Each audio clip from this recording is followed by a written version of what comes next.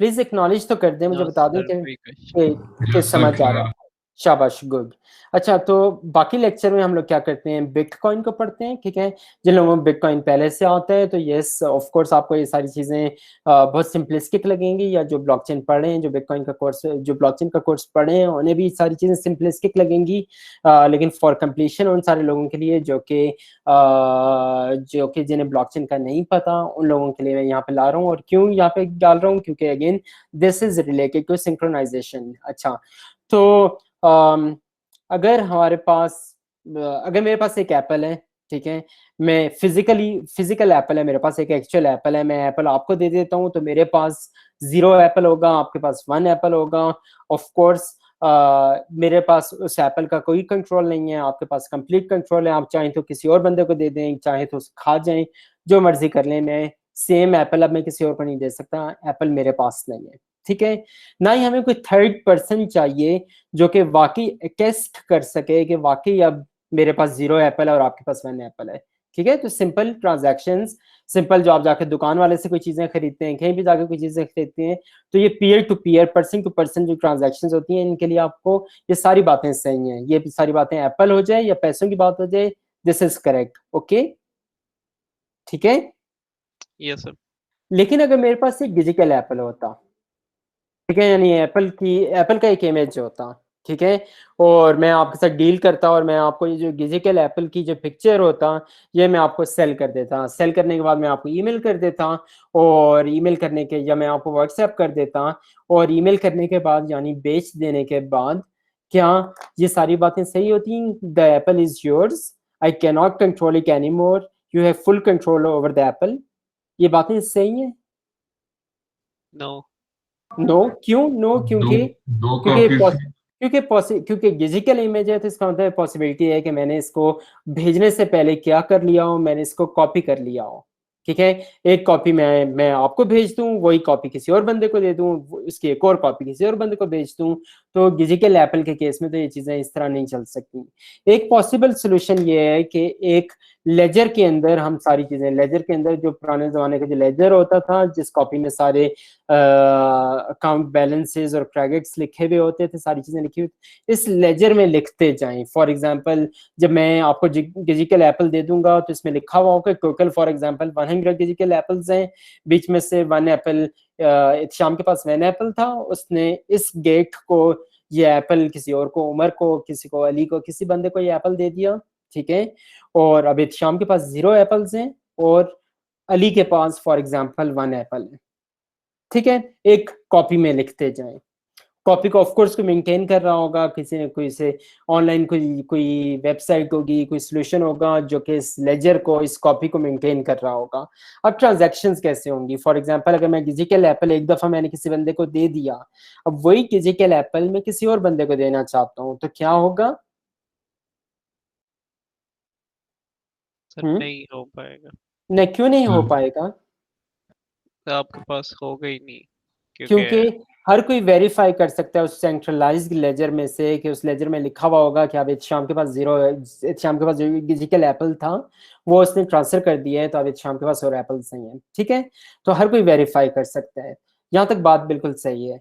अच्छा, लेकिन ये जो लेजर होगी, इसे कोई मेंटेन कर रहा होगा, कोई ऑर्गेनाइजेशन, कोई कंपनी, कोई बंदा इसे मेंटेन कर रहा होगा, कोई सर्वर होगा जहाँ पे लेजर पड़ी हुई होगी इस तरह की डिजिटल फॉर्म में, ठीक है।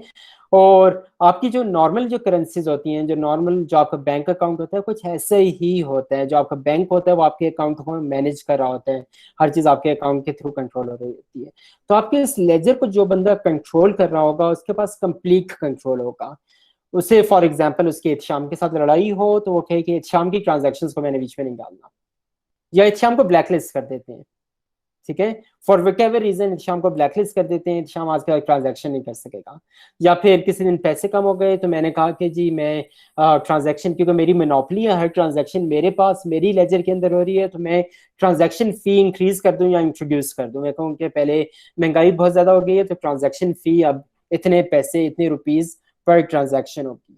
या और कुछ ना हो तो, क्योंकि एक ऑनलाइन लेजर ही है ना, तो मैं इसके अंदर नई एंट्रीज डाल दूं कि मैं जो खुद हूँ, या मैं फॉर एग्जांपल अली मेरा दोस्त है, मैंने अली को इतने डिजिटल एप्पल्स दे दिए, इतनी चीजें मैंने उसके अकाउंट में डाल दी, मुझे कोई कंट्रोल, कोई रोकने वाला नहीं है, इस लेजर का कंप्लीट कंट्रोल मेरे पास है। ओके, समझ रहे हैं मेरी बातें? Yes sir. जी सर। तो इसका वन पॉसिबल, वो लोग काइंडली मुझे एक्नॉलेज करें जिन्हें ब्लॉकचेन का कुछ आइडिया नहीं है, ना कोर्स पढ़े हैं, ना कौन ऐसा बच्चा है जो कि ब्लॉकचेन का कोर्स जिसने आज तक नहीं पढ़ा। सर मैंने नहीं पढ़ा। इसने अली सलमान? जी सर। ओके अली, आपको चीजें समझ आ रही हैं? अली अगर आपको समझ आ रही है तो बाकी सबको भी समझ आ जाएंगे इंशाल्लाह। ओके जी सर, आ रही। अच्छा, तो ये जो लेजर है इसे कोई सेंट्रल अथॉरिटी मैनेज करे, और सेंट्रल अथॉरिटी चीट कर सकती है, ब्लैकलिस्ट कर सकती है, ट्रांजैक्शन फीस अदा कर सकती है, कंप्लीट कंट्रोल उसके पास है। तो एक पॉसिबल सोल्यूशन क्या है कि हम इस लेजर को हर बंदे के पास, यानी मेरे पूरे डिसेंट्रलाइज सिस्टम में, पूरे सिस्टम के अंदर जितनी नोड्स हैं, हर किसी को इस लेजर की एक कॉपी दे दूं। ठीक है, अब वो जो लेजर होगा वो सेंट्रलाइज नहीं होगा, किसी एक बंदे के पास नहीं होगा, वो सबके पास पड़ा हुआ होगा। एडवांटेज क्या होगा? कोई भी बंदा अगर फ्रॉड करना चाहेगा, बीच में नए एप्पल्स या नई बीच में ट्रांजैक्शंस लिखना चाहेगा जो कि फ्रॉडलेंट ट्रांजैक्शंस होंगी, तो वो सिर्फ अपनी लेजर चेंज कर सकेगा, बाकी सारों के लेजर से तो चेंज नहीं कर सकेगा। तो बाकी सारे फौरन आइडेंटिफाई कर लेंगे कि ये चीट करने की कोशिश कर रहे हैं। ठीक है, और इसने जो एंट्री की है वो अपनी लेजर के अंदर की है, इसकी जो लेजर है वो बाकी सारे लोगों के साथ इनकंसिस्टेंट है। ठीक है, तो अब किसी एक बंदे के पास कंट्रोल नहीं होगा, कलेक्टिवली सारी चेन के पास कंट्रोल होगा, कोई एक बंदा सारी चीजों को मैनेज नहीं कर रहा होगा। तो यहाँ तक बात बिल्कुल सही है, क्लियर, समझ आ गई? Yes sir. यहाँ तक बात बिल्कुल सही है। For example at any given point सारे लोगों के पास सेम लेजर है। ठीक है, अच्छा लेजर होती कैसे, यानी लेजर जो होती है इसे हम लोग ब्लॉकचेन, इसे हम लोग क्रिप्टो करेंसीज के केस में हम इसे ब्लॉकचेन का लफ्ज इस्तेमाल करते हैं। और ब्लॉकचेन क्या होती है? लिंक लिस्ट की तरह का गेगा स्ट्रक्चर होता है। ठीक है, नहीं लेजर इज इक्वल टू गेगा स्ट्रक्चर, एक लिंक लिस्ट समझ लें, प्योर लिंक लिस्ट नहीं होती, कुछ और चीजें भी होती हैं, लेकिन लिंक लिस्ट ऑफ ब्लॉक्स अगर आप कहना चाहें तो ये एक अच्छी अप्रोक्सीमेशन होगी। अच्छा, तो एट एनी गिवन टाइम आपके पास सारी नोड्स के पास जो ब्लॉकचेन है वो सेम है, या जो लेजर है वो सेम है। मसला ये है कि जब नई ट्रांजैक्शंस होंगी तो नई ट्रांजैक्शंस कौन इंसर्ट करेगा? अगर हम एक बंदा चूज कर लें कि वो सारी ट्रांजैक्शंस को इंसर्ट करेगा तो बात तो वहीं की वहीं आ जाएगी, दोबारा से सेंट्रलाइज सिस्टम हो जाएगा। अगर हर बंदा खुद से जाके अपनी लेजर में जाके चीजें चेंज करना शुरू कर देगा तो फौरन क्या हो जाएगा कि लेजर जो है वो क्या हो जाएगी? इनकंसिस्टेंट हो जाएगी। शाबाश। ठीक है, तो ये अगेन हमारी सारी जो हमने पिछले डिस्कशन की, सिंक्रोनाइजेशन की बात की, कंसेंसस की बात की, ये सारी प्रॉब्लम वही वाली प्रॉब्लम है कि आपने मल्टीपल नोड्स को एग्री करना है किसी एक चीज के ऊपर। अच्छा, तो इसको सॉल्व करने के क्रिप्टो करेंसीज में मल्टीपल तरीके। ठीक है, जो बिटकॉइन जो तरीका इस्तेमाल करता है वो ये तरीका इस्तेमाल करता है कि रैंडमली इन सब में से कोई एक बंदा चूज होता है। रैंडमली कैसे होता है थोड़ी देर में बात करता हूँ। तो रैंडमली इन सब में से कोई एक बंदा चूज होता है, जो बंदा चूज होता है वो ट्रांजैक्शंस, वो ब्लॉकचेन के अंदर नई चीजें इंसर्ट करता है, इंसर्ट करके बाकी सारे लोगों को भेजता है, बाकी सारे लोग वेरीफाई करते हैं कि जो इसने चीजें इंसर्ट की हैं क्या वो वाकई सही चीजें इंसर्ट की हैं या फ्रॉड करने की कोशिश कर रहे हैं, और इस तरह ब्लॉकचेन कंसिस्टेंट हो जाती है, एंड द साइकिल कंटिन्यूज। ठीक है, तो ब्लॉकचेन बिटकॉइन के अंदर क्या होता है कि कोई एक रैंडम नोड आप चूज करते हैं, वो जो रैंडम नोड होती है वो एक नया ब्लॉक इंसर्ट करती है, ब्लॉक इंसर्ट करने के बाद वो जो ब्लॉक होता है प्रोपेगेट हो जाता है, एंड द साइकिल कंटिन्यूज, दोबारा से अगले इटरेशन में दोबारा इसी तरह होता है। ठीक है, अच्छा, तो ये जो रैंडम सिलेक्शन है ये रैंडम कैसे होता है? होता ये है कि ये सारी नोड्स जिन्होंने पार्टिसिपेट करना होता है इस प्रोसेस के अंदर, जिस प्रोसेस को, इस रैंडम सिलेक्शन प्रोसेस को हम लोग कहते हैं माइनिंग प्रोसेस। ठीक है, ब्लॉक माइनिंग प्रोसेस। तो जिन लोगों ने इसमें पार्टिसिपेट करना होते हैं वो सारे क्या कर रहे होते हैं, वो एक क्रिप्टोग्राफिक बल्कि एक मैथमेटिकल फंक्शन को, मैं जानबूझ के हाई लेवल लफ्ज इस्तेमाल करने की कोशिश करूँ ताकि आप सब जिन्होंने पहले नहीं पढ़ा हुआ उन्हें भी अच्छी तरीके से समझ आ जाए। तो वो लोग क्या कर रहे होते हैं कि वो एक मैथमेटिकल फंक्शन अप्लाई कर रहे होते हैं। ठीक है, और उसके आउटपुट पे डिसाइड करता है कि कौन जीतेगा। ठीक है, यानी मैंने फंक्शन कॉल किया, मेरे पास कुछ नंबर्स आ गए और वो नंबर्स वो नहीं है, जो कि पजल का आंसर है फॉर एग्जांपल, या जो रिक्वायर्ड नंबर्स हैं वो वाले नंबर नहीं है, तो मैं दोबारा से फंक्शन किसी और वैल्यूज के ऊपर फंक्शन अप्लाई करूंगा और मैं बार बार रैंडमली बार बार मैं इसको ऑपरेशन को परफॉर्म करता रहूंगा जब तक मेरे पास क्या नहीं आ जाता, मेरे पास वैसा नंबर नहीं आ जाता जैसा नंबर चाहिए। तो जो भी बंदा पजल को पहले सॉल्व कर लेगा, पजल को सॉल्व करने का मतलब इफेक्टिवली ये है कि मैंने बार बार फंक्शन कॉल किया, सारे लोगों ने फंक्शन कॉल किया, कोई एक बंदा लकी हो जाएगा, जो भी बंदा लकी हो जाएगा वो उसे कहेंगे कि इसने ब्लॉक माइन कर लिया या इसने पजल विन कर लिया। वो नोड नया ब्लॉक इंसर्ट करेगी और इस सारी एफर्ट का रिवॉर्ड ये होगा, ठीक है, कि उसे उस इस सारी एफर्ट करने के, ब्लॉक माइनिंग करने के, उसे कुछ बिटकॉइन मिल जाएंगे। ठीक है, तो बिटकॉइन माइनिंग का जो आप लफ्ज सुनते हैं उसका इफेक्टिवली मतलब ये है। ठीक है, तो मैंने बहुत हाई लेवल के ऊपर चीजें बोलने की कोशिश की। अगर आपको कंफ्यूजिंग लग रहा है या कोई चीज नहीं समझ आ रही तो प्लीज डू आस्क क्वेश्चंस, खासतौर पे वो लोग जिन्होंने कभी ब्लॉकचेन नहीं पढ़ी। यस सर रिपीट कर दें। क्या चीज रिपीट कर दूं? Sir mining mining, high level ठीक पे। है। अच्छा, तो यस, हमें यहाँ तक तो पता चल गया कि लेजर हर बंदे को दे देते हैं।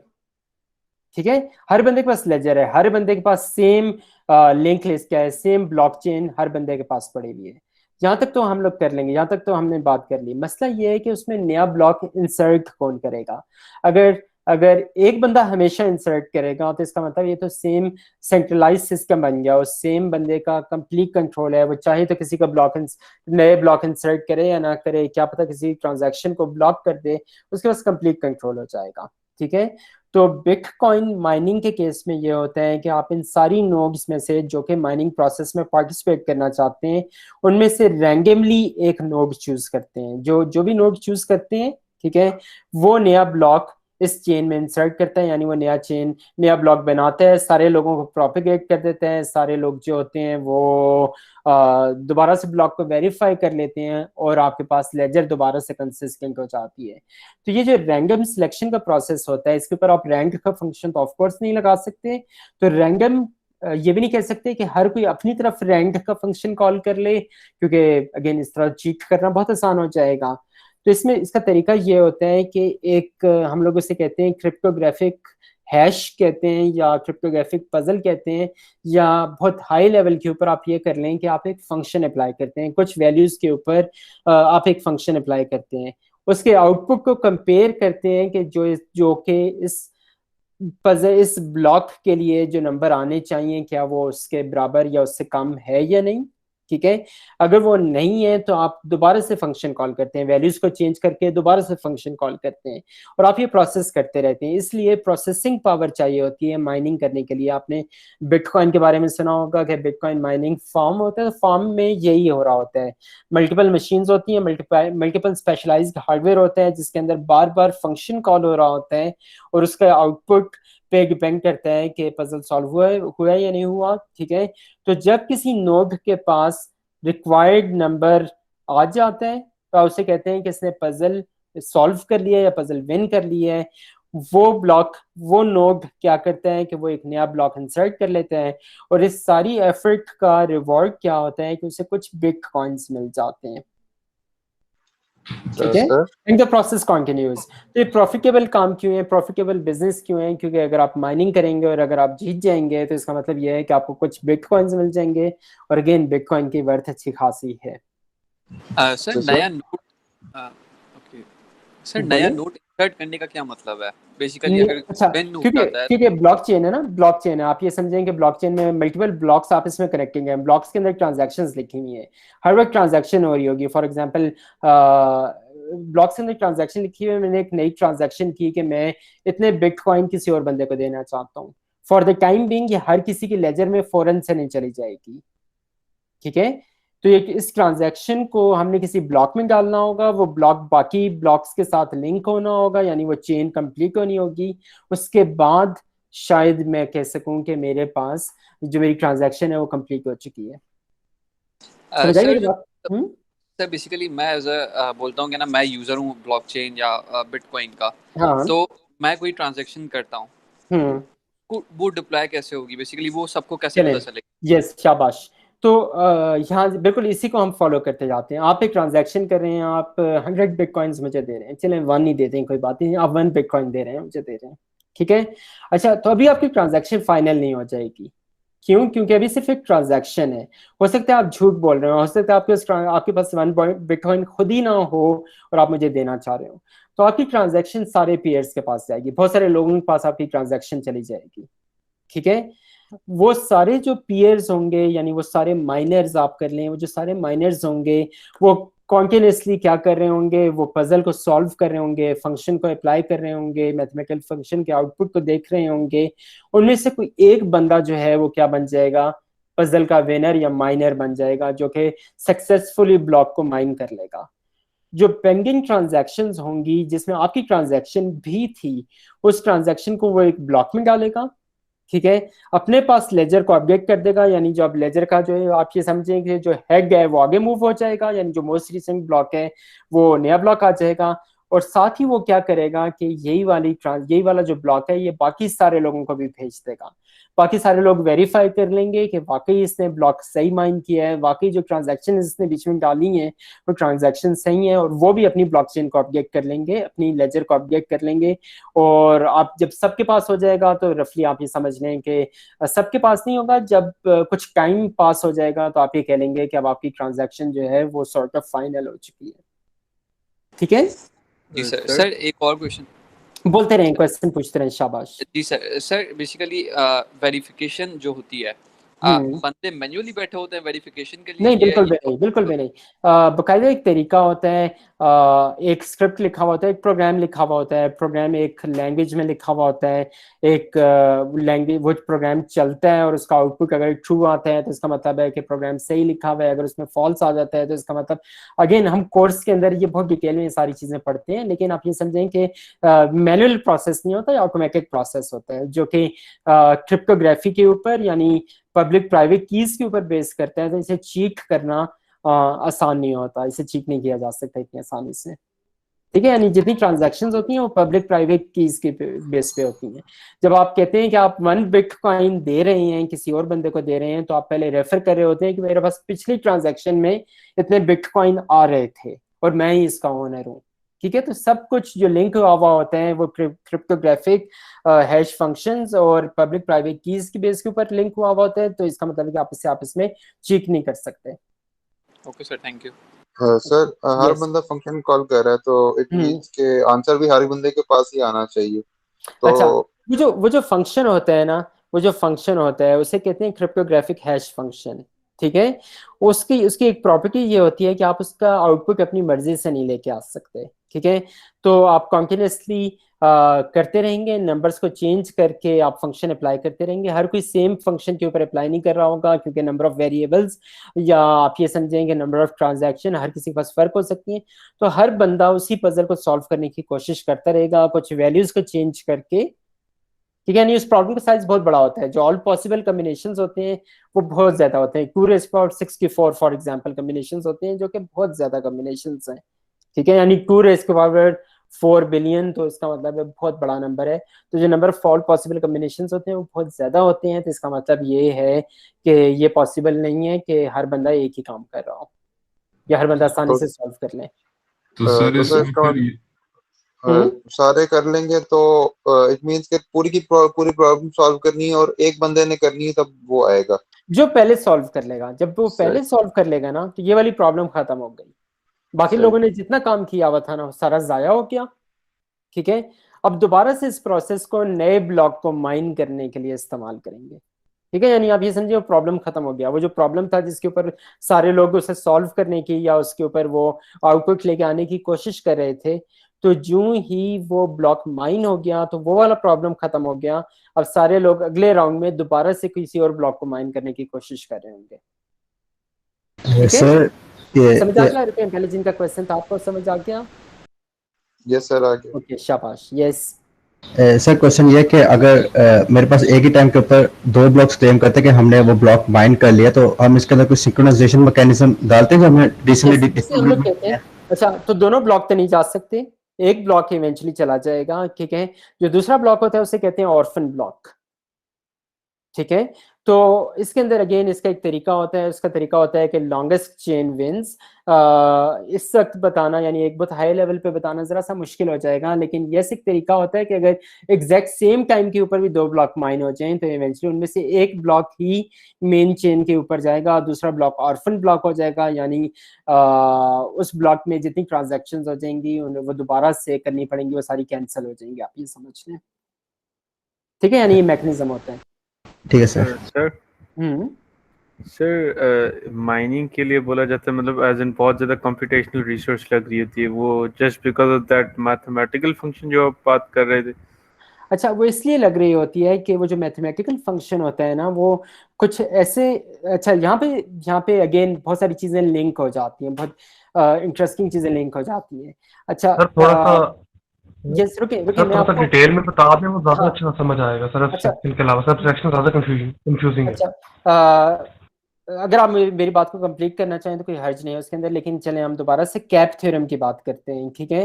अच्छा, कैप थ्योरम हमें क्या कहता है कि क्या क्या हमारे पास अवेलेबिलिटी और कंसिस्टेंसी का हमारे पास क्या आपस में रिलेशन है। अगर आप कंसिस्टेंट सिस्टम बनाना चाहते हैं तो आपको अवेलेबिलिटी पे सेक्रीफाइस करना पड़ेगा। तो बिटकॉइन में क्या होता है कि every 10 minutes on the average एक ब्लॉक माइन होता है, ठीक है। जानबूझ के उन्होंने एक नंबर रखा हुआ है क्योंकि अगर 10 मिनट्स होगा यानी नंबर ज्यादा होगा, यानी पजल की कम्प्लेक्सिटी ज्यादा होगी, तो आपके पास क्लैशेस आने के, जैसे अभी थोड़ी देर पहले किसी बच्चे ने क्वेश्चन किया कि ये पॉसिबिलिटी है कि 2 ब्लॉक एक ही टाइम पे माइन हो जाए, तो अगर पजल की कम्प्लेक्सिटी ज्यादा होगी यानी काफी देर के बाद माइन होगा, तो इसकी पॉसिबिलिटी कम हो जाएगी कि क्लैशेस आ जाए बीच में, ठीक है। तो ऑन द एवरेज जो 2 ब्लॉक माइन होते हैं उनके बीच में क्या होता है, टाइम कितना होता है, उनके बीच में 10 मिनट का टाइम होता है ऑन द एवरेज, ठीक है। तो अगर हम कैप की बात करें तो बिटकॉइन के केस में शायद हम रिलेट कर सकते हैं कि कंसिस्टेंसी के ऊपर ज्यादा फोकस है ताकि चीजें सही रहें। तो आप किस पे सेक्रीफाइस कर रहे हैं, अवेलेबिलिटी पे सेक्रीफाइस कर रहे हैं, तो यानी एक ब्लॉक 10 मिनट के बाद ऑन द एवरेज अगला ब्लॉक माइन होगा, उन दोनों के बीच में 10 मिनट लगेंगे। ओरिजिनल क्वेश्चन क्या था?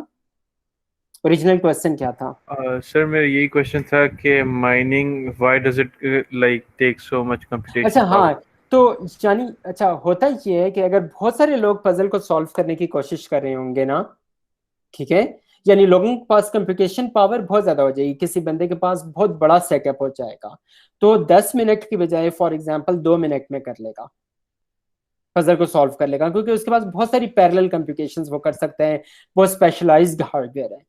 तो इस तरह की सिनेरियोज में पजल की कम्प्लेक्सिटी ज्यादा हो जाएगी, ठीक है, यानी जानबूझ के पजल मुश्किल कर दी जाएगी ताकि वो 10 मिनट के अंदर ही सॉल्व हो कंसिस्टेंसी रीजंस की वजह से, ठीक है। तो यानी जितने लोग हार्डवेयर बीच में डालते जाएंगे, नया हार्डवेयर डालते जाएंगे, उतना ज्यादा पजल की कम्प्लेक्सिटी ज्यादा होती जाएगी, उतना ज्यादा लोगों को ज्यादा मेहनत करनी पड़ेगी। जितने लोग डिसहार्ट होकर चले जाएंगे तो पजल की कम्प्लेक्सिटी उसी तरह लोअर कर दी जाएगी। तो ये इसलिए इतना ज्यादा टाइम लगता है और इतनी एफर्ट इसीलिए लगती है क्योंकि पजल की कम्प्लेक्सिटी पे डिपेंड करता है। इतने ज्यादा लोग माइन कर रहे होते हैं, इतनी ज्यादा कंप्यूटेशन पावर या हैश पावर लोगों के पास होती है, जिसकी वजह से पजल मुश्किल हो जाती है। सर इट मींस के इतने ज्यादा जो हैवी जीपीयूज आजकल लगाए जा रहे हैं, इट्स जस्ट यूजलेस। अगर हम बहुत छोटे छोटी शाबाश, वेरी गुड। अगर आप खुद अपने सिस्टम पे करना चाहेंगे तो it is pretty much useless. Even GPUs की बजाय भी जो माइनिंग के लिए इस्तेमाल होते हैं वो स्पेशलाइज्ड हार्डवेयर होता है। जीपीयूज के ऊपर भी लोग काम करते हैं लेकिन सक्सेस रेट कम होता है। इसका मतलब यह है कि जीपीयूज की बजाय उसे कहते हैं ASIC, application specific integrated circuit, जो कि स्पेसिफिकली इस माइनिंग के लिए, इस हैशिंग के लिए, इस पजल सॉल्विंग के लिए इस्तेमाल होता है। स्पेशलाइज्ड हार्डवेयर होता है जो यही काम कर रहा होता है, ठीक है। सही है सर। सर एक और सवाल ये था कि जब भी देखा जाता है ना तो माइनर्स बोलते हैं कि उन्हें ऐसे कार्ड्स चाहिए जिनका हैश रेट बहुत ज्यादा हो। तो मतलब कंपनीज कभी अच्छा, जी सर। तो अगर जरा और टेक्निकल डिटेल्स में जाएं तो जो आपने पजल सॉल्व करना होता है ना, एक हैश फंक्शन होता है। आपने हैश फंक्शन का नाम पहले सुना हुआ होगा, आपने SHA का नाम सुना हुआ होगा, ठीक है। SHA का sir. नाम नहीं सुना होता, एक हैशिंग एल्गोरिदम होता है। आप इसे इनपुट देते हैं, बल्कि आपने डेटा स्ट्रक्चर के अंदर, मेरे पास टाइम है यस, तो आपने डेटा स्ट्रक्चर में हैशिंग एल्गोरिदम पढ़ा हुआ था। आप उसे इनपुट देते हैं, उसके बेस के ऊपर वो एक आउटपुट प्रोड्यूस कर देता है। तो जो क्रिप्टोग्राफिक हैश फंक्शन होता है उसे आप इनपुट देते हैं, उसके बेस के ऊपर वो कोई आउटपुट प्रोड्यूस कर देते हैं। बहुत कॉमनली यूज जो हैश फंक्शन है उसका नाम है SHA-256, जो कि बिटकॉइन में इस्तेमाल होता है। ठीक है, अच्छा, तो ये हैशिंग जो आपने पजल सॉल्व करना होता है वो बेसिकली आप ये करते हैं कि आप इनपुट के ऊपर हैश फंक्शन अप्लाई करते हैं। ठीक है, और जो रिजल्ट आता है उसके अंदर नंबर ऑफ जीरोस काउंट कर लेते हैं। तो हैश रेट का मतलब ये है कि अगर किसी कार्ड का हैश रेट ज्यादा है तो इसका मतलब ये है कि वो बहुत ज्यादा हैशिंग के फंक्शंस, हैश फंक्शंस अप्लाई कर सकता है इनपुट के ऊपर गिवन टाइम के अंदर। तो इसका मतलब है कि वो ज्यादा पॉसिबिलिटी है कि वो ज्यादा जल्दी पजल को सॉल्व कर लेगा। पजल को सॉल्व करने का मतलब ये है कि आप हैश अप्लाई करें, हैश फंक्शन अप्लाई करें, जो उसको आउटपुट आएगा उसमें नंबर ऑफ जीरोस को, शुरू में नंबर ऑफ जीरोस को मैच कर लें कि आपने पजल को सॉल्व किया है कि नहीं किया। सर मेनली तो नंबर ही होता है ना ब्लॉक में, जो नंबर हम चेंज करते जाते हैं जिससे हैश चेंज होता जाता है। यस, हम एक नंबर चेंज करते जाते हैं लेकिन सिर्फ नंबर चेंज, सिर्फ एक नंबर नहीं होता। ऐसा नहीं होता कि उसे लीनियरली चेंज करते रहें, उसमें बहुत सारी और चीजें आती हैं। हर कोई एक पजल को सॉल्व नहीं कर रहा होता। वो नंबर कैसे चेंज होता है, कितने पॉसिबल कॉम्बिनेशंस होते हैं, आई गेस ये मेरे ख्याल में इस वक्त बताना जरा सा मुश्किल हो जाएगा। सर इसमें लक भी तो इन्वॉल्व है ना? इसमें लक भी तो इन्वॉल्व होती है, यस, लक भी इन्वॉल्व होती है कि आपके पास लेकिन कहते हैं कि पता नहीं किसी का कोट है कि it is a strange thing, the more I work the more lucky I get. ठीक है, तो जी यस, सर, लक का फैक्टर भी सही। इन्वॉल्व होता है, लेकिन जितना ज्यादा ऑफ कोर्स मेहनत करेंगे उतने ज्यादा पॉसिबिलिटीज हैं कि आपकी लक ज्यादा पॉसिबिलिटीज होंगी आपके पास। सर इसमें एनालाइज वगैरह तो नहीं करना पड़ता ना, बस आप मशीन्स वगैरह लगा लो अगर आपको माइनिंग वगैरह करनी है, और डिफरेंट मशीन्स और डिफरेंट आपके पास जीपीयू पावर या हार्डवेयर अच्छा हो। यस, बहुत तो आप आसान से अपना काम होता है।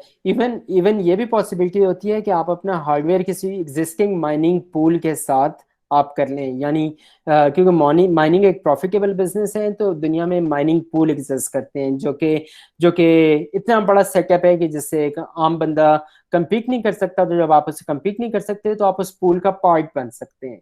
तो पूल का पार्ट बनने का ये फायदा होगा कि वो आपको मंथली फॉर एग्जांपल या जितने आप एफर्ट पुट इन करेंगे उसके हिसाब से वो आपको पैसे देते रहेंगे। बेशक ब्लॉक माइन हो या ना हो, आपको कांस्टेंट इनकम आपको मिलती रहेगी। सर पाकिस्तान में हो भी रहा है सर, बहुत लड़के पाकिस्तान कर में रहे हो हैं। भी रहा है। पाकिस्तान में कुछ अर्सा पहले तक जब मैं कोर्स पढ़ा रहा था तो पाकिस्तान में बैन था, लेकिन अब मेरे ख्याल में काफी लोग जो हैं जो माइनिंग करने की कोशिश कर रहे हैं। और yes, I guess profitable business हो सकता है, हु नोज। सर ये जो भी आपने बहुत बात की है कि आपको मिलता रहता है रिवॉर्ड, ये जरूरी है कि रिवॉर्ड मिलेगा आपको हमेशा? ये तो consistent? आपके जो माइनिंग पूल के साथ जो आपका एग्रीमेंट होगा उस पर डिपेंड करेगा। ठीक है, फॉर एग्जांपल कुछ माइनिंग पूल्स हैं जो जीपीयूज को भी अलाउ नहीं करते। ठीक है, वो कहते हैं कि आपके पास ASIC होगा तो तब आप उसमें पार्टिसिपेट कर सकते हैं।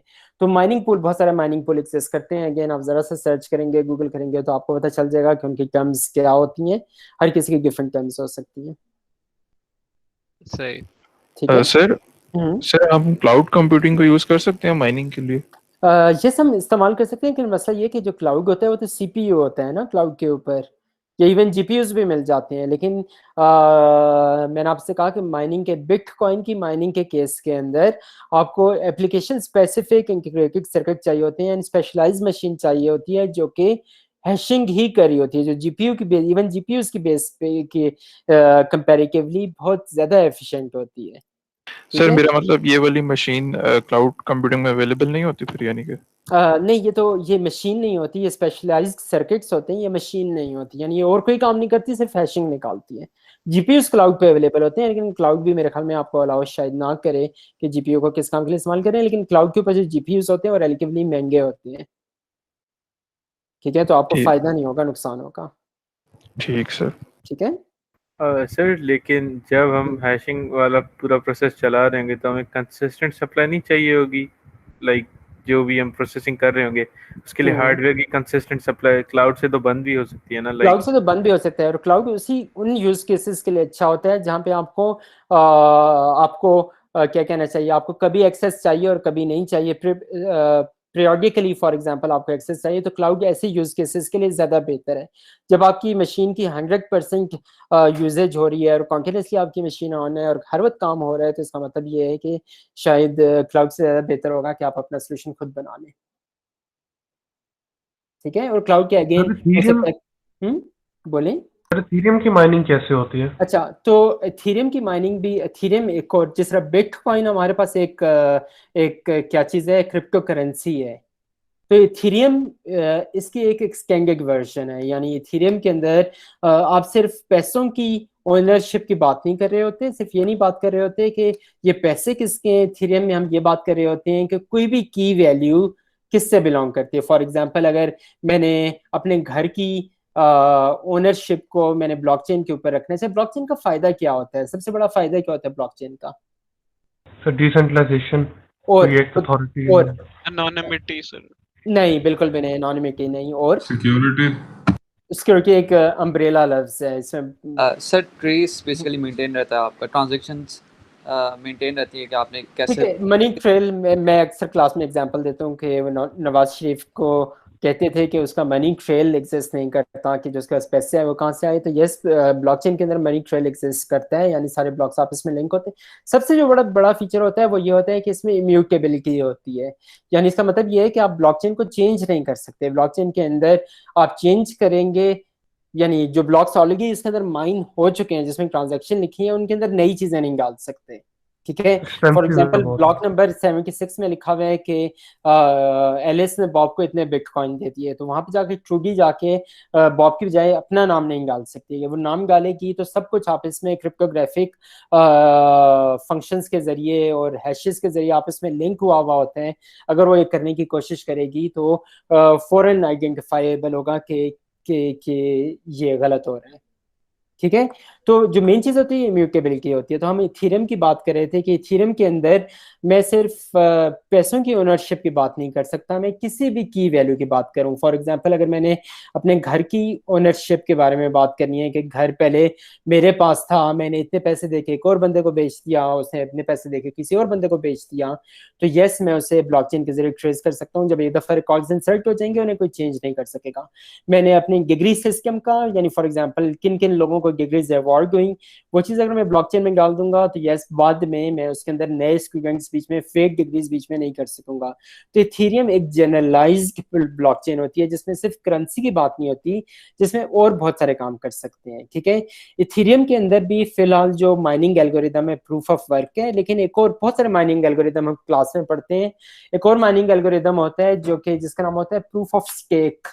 उसमें यह होता है कि जो जितने ज्यादा पैसे अपने स्टेक पे लगाता है ना, वो माइनर बन जाता है। फॉर एग्जांपल ये सारी नोड्स मेरे पास हैं, ये वाला जो पिंक नोड है, ये वाला जो पिंक नोड है, ये कहता है कि मेरे पास, मैंने फॉर एग्जांपल 100,000 अपने कॉइन्स जो हैं मैंने वो स्टेक पे रख दी हैं कि अगर मैं झूठ बोलूं, ठीक है, तो मेरे वो सारे कॉइन्स जो हैं वो फॉरफिट हो जाएंगे, जाया हो जाएंगे। ठीक है, तो प्रूफ ऑफ स्टेक में ये होता है कि जो जितना ज्यादा स्टेक के ऊपर लगाता है, चीजों को लगाता है, उतना ज्यादा उसके चांसेस होते हैं कि वो माइनर बन जाएगा। अगेन इसके अपने प्रोज होते हैं, इसके अपने कॉन्स होते हैं, अमीर अमीर से अमीर तर होता जाता है, सो ऑन सो फोर्थ। तो हम इसमें बहुत सारे 10-15 एल्गोरिदम्स हम इस तरह के पढ़ते हैं। ठीक है, तो ये सारे पॉसिबल एल्गोरिदम्स हैं।